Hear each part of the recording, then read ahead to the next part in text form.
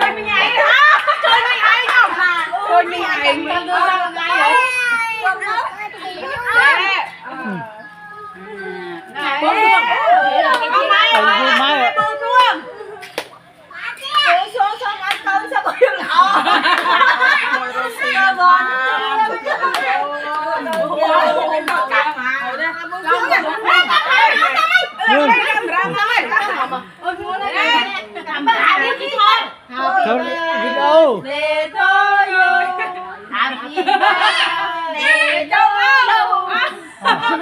thầy đâu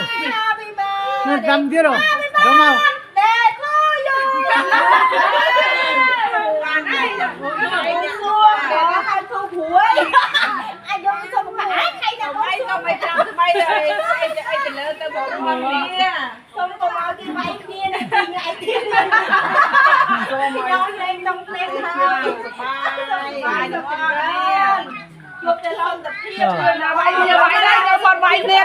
con máu với anh